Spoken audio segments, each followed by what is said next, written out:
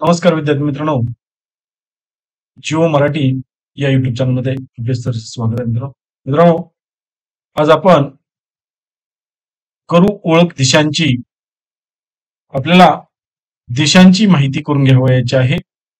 दिशांची माहिती करून घेण्यासाठी एक महत्वाची ट्रिक आपण या व्हिडिओमध्ये वापरणार आहे. तर त्यासाठी संपूर्ण व्हिडिओ पहा. आपल्याला स्पर्धा परीक्षेसाठी तसेच स्कॉलरशिपची परीक्षा असेल, सर्व स्पर्धात्मक परीक्षेमध्ये बौद्धिक क्षमता चाचणी, या बौद्धिक क्षमता चाचणीवर आधारित काही प्रश्न हे दिशावर आधारित असतात आणि दिशा ओळखणं अत्यंत गरजेचं आहे. मग आपल्याला या दिशा कोणत्या आहेत आणि त्या कशा ओळखाव्यात, त्याची ट्रिक्स लक्षात ठेवण्याची काय आहे ते आपण या व्हिडिओमध्ये बघणार आहे. मित्रांनो, अतिशय साध्या आणि सोप्या पद्धतीनं ही ट्रिक आपण सहजरित्या लक्षात ठेवू शकतो, जेणेकरून ज्या दिशा आपल्या आहेत त्या सर्वच्या सर्व दिशा आपल्याला लक्षात ठेवता येतात. मग आपल्या आजूबाजूला असलेली दिशा काही वेळा आपल्याला चुकतात आणि मग ह्या दिशांची ओळख करत असताना त्याच्यावर आधारित आलेले जे प्रश्न आहेत तेही प्रश्न आपल्याला चुकतात आणि ते चुकू नयेत यासाठी हा व्हिडिओ संपूर्ण पहा, जेणेकरून आपणास दिशांची ओळख कधीही विसरणार नाही. तर चला जाणून घेऊया दिशांची ओळख. मित्रांनो, दिशादर्शक प्रश्नामध्ये मुख्य दिशा आणि उपदिशा माहित असावी लागतात. आता मुख्य दिशा किती आहेत, तर प्रामुख्यानं मुख्य दिशा एकूण आपल्याला मुख्य दिशा 4 आहेत आणि उपदिशा 4 आहेत. म्हणजे एकूण 8 दिशा आहेत. एकूण किती दिशा आहेत, तर 8 दिशा. मग या मुख्य दिशा कोणत्या आणि उपदिशा कोणत्या याच्यावर आधारित आपल्याला प्रश्न विचारले जातात. मग प्रश्न जे विचारले जातात, उदाहरणार्थ एखादी व्यक्ती, उदाहरणार्थ बघा, आता या ठिकाणी आकृती मी काढतो आणि या आकृतीवरून आधारित आपल्याला काही प्रश्न असेल. उदाहरणार्थ या ठिकाणी पी नावाची व्यक्ती आहे आणि ही पी नावाची व्यक्ती या ठिकाणी झेड नावाच्या ठिकाणी पोहोचणार आहे किंवा झेड नावाच्या व्यक्तीपर्यंत जाणार आहे. मग या व्यक्तीला पी पासून झेड पर्यंत जात असताना किती वेळा पूर्व दिशेकडे वळावे लागणार आहे. आता यासाठी मित्रांनो काय केलं जातं, तर पायथागोरसच्या प्रमेयावर आधारित काही उदाहरण दिले जातात आणि त्याच्यावर आधारित सूत्रबद्ध आपल्याला मांडणी करावी लागते. म्हणजे तर्कसंगत विचार करून ही उदाहरणे सोडवावी लागतात. मग यासाठी आपल्याला कोणती दिशा कुठे आहे ते अगोदर माहित असणं गरजेचं आहे. मग ती दिशा माहित झाली की त्यावर आधारित आपण प्रश्नांची उत्तरं सहजरित्या देऊ शकतो. मग ही दिशा लक्षात ठेवण्याची एक महत्वाची ट्रिक आपण या ठिकाणी पाहणार आहे.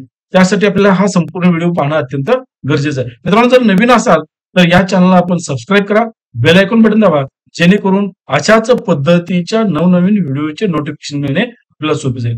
त्याचबरोबर या व्हिडिओवर आधारित दुसरा व्हिडिओ आपल्याला मिळेल, त्याच्यामध्ये काही प्रश्नही विचारले जातील आणि हे प्रश्न आकृतीवर आधारित आहेत, बुद्धिमत्ता चाचणीवर आधारित प्रश्न आहेत, ते सोडवणे आपल्याला सोपे जाईल. तर चला जाणून घेऊया मित्रांनो, दिशा आपल्याला पाहिजे. मित्रांनो, आपल्याला दिशा पाहावयाच्या आहेत. तर दिशा पाहत असताना मुख्य 4 दिशा कोणत्या, तर पूर्व दिशा, त्यानंतर पूर्व दिशेच्या बरोबर विरुद्ध पश्चिम दिशा आहे. आपल्याला उत्तर आणि दक्षिण दिशा या मुख्य 4 दिशा आहेत. मुख्य 4 दिशा. त्या मुख्य 4 ज्या दिशा आहेत मित्रांनो, नकाशामध्ये अशा पद्धतीचं एक बाणाचं चिन्ह असतं बघा आणि त्याच्यावरती लिहिलं असतं उत्तर. म्हणजे वरची दिशा जी आहे ते उत्तर दिशा आणि त्याच्या खाली बरोबर दक्षिण दिशा. उजवा हात पूर्व दिशा, डावा हात पश्चिम दिशा, हे आपल्याला लक्षात असणं अत्यंत गरजेचं आहे. त्यानंतर मित्रांनो, उपदिशा ज्या आहेत, नैऋत्य दिशा, वायव्य, ईशान्य, पूर्व आणि आग्नेय, अशा एकूण 4 उपदिशा आहेत. उपदिशा 4 बघा, मुख्य दिशा 4, उपदिशा 4, अशा एकूण झाल्या 8 दिशा. आता या 8 दिशेवर आधारित आपला प्रश्न विचारला जाऊ शकतो. अशा पद्धतीने मगाशी मी तुम्हाला एक चित्र काढून दाखवलं होतं, तर तेही असं असू शकतं. एम पासून झेड पर्यंत मगाशी पी म्हटलं होतं, तर एम पासून झेड पर्यंत जात असताना एम ही व्यक्ती झेड पर्यंत किती वेळा पूर्व दिशेला वळलेली आहे, किंवा या व्यक्तीचं सूर्याकडे किती वेळा तोंड झालेलं आहे.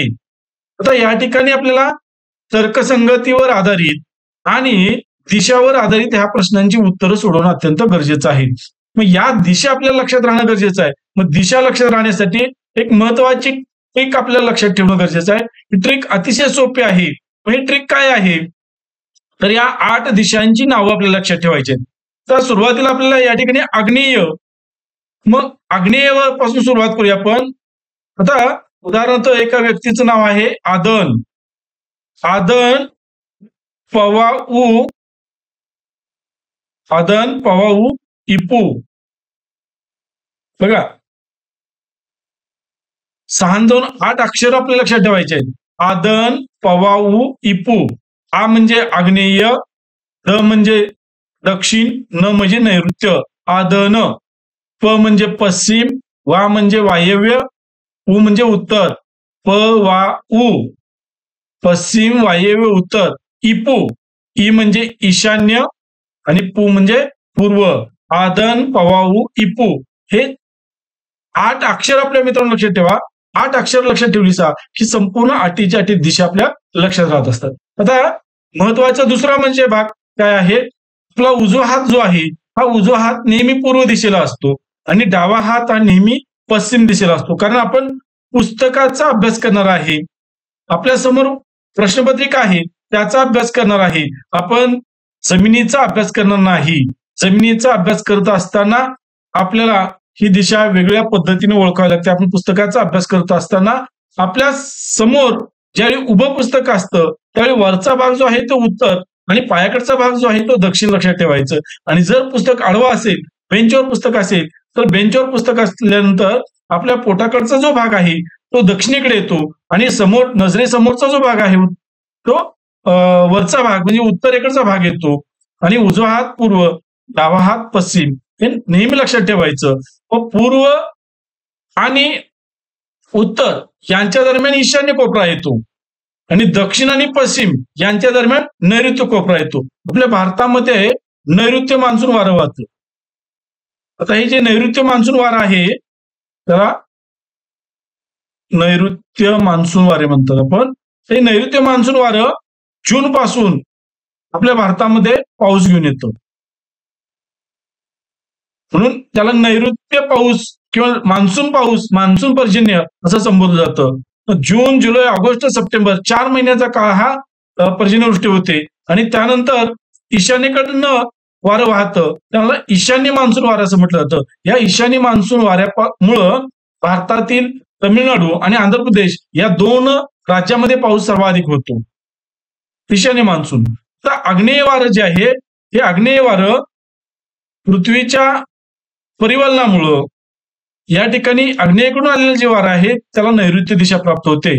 आणि वायव्यकडचा भाग म्हटलं की मित्रांनो आपल्या लक्षात राहतं की भारताचा जो भाग आहे हा भारताचा वाळवंटाचा भाग जो आहे, हा वाळवंटाचा भाग म्हणजे इथं राजस्थान आहे,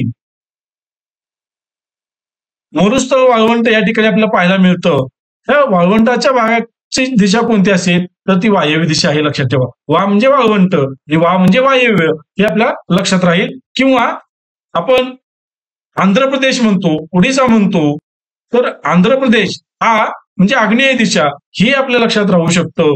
आणि ईशान्येकडचा जो भाग आहे, हा ईशान्येकडचा भाग प्रामुख्यानं तिबेटचा प्रदेश जो आहे, उत्तरांचल आहे, या ठिकाणी आपल्याला ईशान्येकडचा भाग, ईशान्येकडची दिशा आपल्याला पाहायला मिळते. किंवा मान्सून पर्जन्य घेऊन येणारा जो अरबी समुद्राकडचा जो भाग आहे त्याला नैऋत्य भाग म्हणून संबोधतात. मित्रांनो, अशा पद्धतीनं अतिशय सोप्या पद्धतीने आपण या दिशा पाहिलेल्या आहेत आणि या दिशा पटकन आपल्या लक्षात राहू शकतात.